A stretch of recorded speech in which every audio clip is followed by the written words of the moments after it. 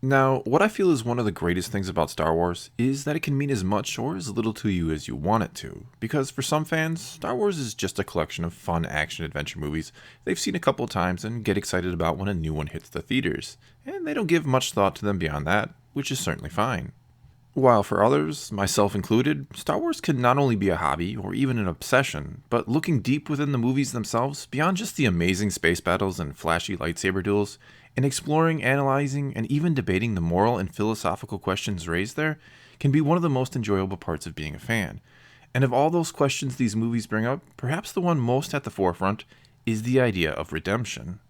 And I think one of the reasons Star Wars speaks to so many people, even if they don't even necessarily realize it, is because all of us are faced with choices between right and wrong in our lives, between the dark and the light path, if you will. And invariably, at some point in our lives, we will all make a wrong choice that leads to something we will end up not being proud of, or that greatly wrongs or harms another person. And I believe what defines a person isn't if they make a wrong choice, because again, we all will at some point, but it's how we respond to it, and whether or not we seek redemption or continue to follow the dark path without remorse. Which, of course, leads us to the central character in all of Star Wars, Anakin Skywalker, and how he let one bad choice, when he chopped off Mace Windu's hand in Palpatine's office, thus allowing Palpatine to destroy Windu and eventually rule the galaxy, lead him down a dark path that forever dominated his destiny until the very last moments of his life when he got redemption. But of course, we all know it's not really that simple, is it? Because initially, Anakin acted out of love. He saved Palpatine because he thought Palpatine could save his wife Padme and unborn child. And I say child since Anakin had no idea Padme was pregnant with twins. And if any of us were in a similar situation and had seconds to make a decision, how many of us choose to save the man, evil or not, who can possibly save the life of our spouse and child? And also keep in mind, Palpatine wasn't just some random person Anakin barely knew. He was a friend, and outside of Obi-Wan and Padme, Palpatine was probably his best friend, and someone who had no doubt both helped him and offered him words of wisdom on several occasions over the years. So again, if you found yourself in that situation, do you save your friend, or help the guy about to kill him? Especially considering that guy is about to break the code of the order to which you both belong, an order you've recently started to grow very suspicious of, well, thanks mostly to the guy about to be killed.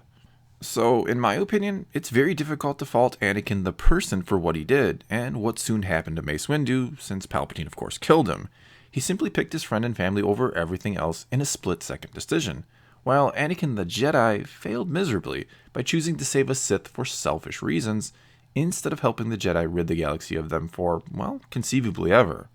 And of course, Anakin, both the person and Jedi, if you will, immediately knows he's made the wrong choice when he falls to his knees and cries out, "What have I done?" And right there and then is when Anakin had the chance to pretty much make everything right, short of saving Mace Windu, of course, because he could have attacked and maybe destroyed Palpatine when he was still likely very weak after his battle with Windu, but he didn't. Instead, he doubles down and pledges himself to Palpatine's teachings and becomes Darth Vader. And I know a lot of people are bothered by how sudden and drastic the change is. That one moment he's Anakin the Jedi, and the next he's Vader the Sith, ready to go massacre a bunch of his former fellow Jedi. But here's the thing about that. What Obi-Wan tells Luke in A New Hope, that Vader betrayed and murdered his father, is very true, again from a certain point of view. And that view is from the one within the Star Wars galaxy, which is much different than our own. Because in our world, there is no such thing as the Force, or a dark side to it, and hence the idea of evil is just an abstract concept, not something tangible and real. So when we call somebody evil in the real world, what we're really saying is they are someone who is far removed from what our society deems moral and acceptable behavior. We're not saying that they've been corrupted or lured to some dark side of an all-powerful cosmic energy field known as the Force that impacts all life and the destiny of all living things. Whereas in Star Wars, they are in many respects at the whim of the Force.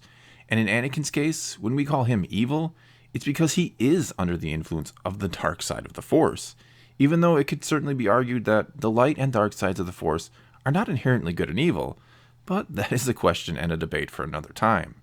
Anyway, the reason why Anakin does go all in after helping kill Mace Windu is not just because he thinks Palpatine can still save his wife, but because, as Obi-Wan would one day tell Luke, he ceased to be Anakin Skywalker and became Darth Vader, and when that happened, the good man who was your father was destroyed. And this literal change into someone else is something I believe gets emphasized in Return of the Jedi, right after Luke turns himself in and has his first ever real talk with his father. At one point, Luke simply asks Vader to come with him, and Vader replies that, "You don't know the power of the dark side. I must obey my master." And Vader is rather insistent about it, implying that he almost physically cannot resist the commands of his Emperor. But I think there's more to it than that. I think it's the dark side itself that Vader cannot deny, not so much the Emperor. It is his true master, just like Yoda said it would be of anyone who started down the dark path, that it would consume them and forever dominate their destiny. Or in other words, their true self would be lost and they would become a slave to the dark side, which is very interesting considering the same could be said about the Jedi and the light side, since what a true Jedi is supposed to do is heed and carry out the will of the light side of the Force. And I think this is all very important in determining whether or not Anakin deserves redemption, since, in some respects, he and Vader are not one and the same. They are two distinctly different individuals, and there is a part of me that thinks this may very well be a concept explored in the new sequel trilogy, that we will see that Vader has helped corrupt Kylo Ren, whereas Anakin has helped guide Rey to Luke via the lightsaber that called out to her in The Force Awakens.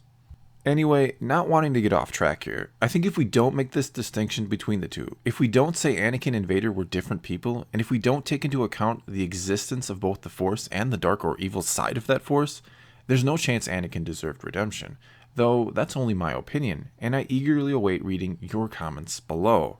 And mind you, I don't make that judgment lightly, because I believe in second chances for people. I believe in redemption. I realize, as I said earlier, everyone will make mistakes in life, and some mistakes will lead to dire repercussions for others. But I don't believe redemption can be decided by weighing good acts versus evil acts and seeing which one is more prominent in a person's life. Because yes, Anakin did a lot of good in his life before he became Vader. He also saved the galaxy when he finally turned on Palpatine and destroyed him. But for roughly 25 years, he didn't turn back from his dark ways or seem to question them too much. And under the guise of Darth Vader, he did some of the most deplorable things imaginable. And most of them we do have to imagine since we don't know all of them, or likely even most of them. However, in the real world, the simple act of slaughtering a room full of children would put him out of reach of redemption in the minds of, well, pretty much everyone. Even if we can somehow make the justification that the recently corrupted Anakin saw them as future enemy combatants. However, again, this wasn't the real world, and the argument could be made that wasn't Anakin at all doing those things, but rather Darth Vader, a different person. Or someone so corrupted by the dark side of the Force that he had become a slave to it that literally could not disobey it, until the remnant of Anakin left inside of him saw his son being tortured and about to be killed by the Emperor, and made his return and internally defeated the dark side and Darth Vader. And it was in that moment that a son's faith in his father was rewarded, and redemption was given to Anakin by one person, the one that mattered most to him, his son Luke. Because I dare say, had Anakin survived, the rest of the galaxy would not have been so forgiving. So, from a certain point of view, my point of view, Anakin Skywalker's wrong choices were as simple as trying to save his wife Padme by chopping off the hand of Mace Windu to save Palpatine, and then, when he realized what he'd done, that he'd saved the life of a Sith Lord, he again chose his family over the galaxy by not trying to destroy Palpatine, and instead pledging himself to his teachings. And from that moment on, he was no longer Anakin Skywalker, and everything he did henceforth was done by Darth Vader. Now, is that a defense that would work in the real world? No, of course not. But it does work in a galaxy far, far away where the Force is real. And even though I don't think in this real world of ours Anakin would earn redemption, there is still a powerful message there, that no matter what we do, how far we fall, or how many we may wrong, the option to do the right thing is always still there, even if only one person would be willing to give you forgiveness. Well, that's all I've got for you this time, and now is when I turn it over to all of you to give your thoughts on the topic. And since this is my weekly discussion video, next weekend I hope to make a follow-up video going into what you all had to say about this because, in my opinion, this is the most difficult question the Star Wars saga has raised thus far. So leave your thoughts in the comments below and let's talk some Star Wars. And until next time, thanks for watching.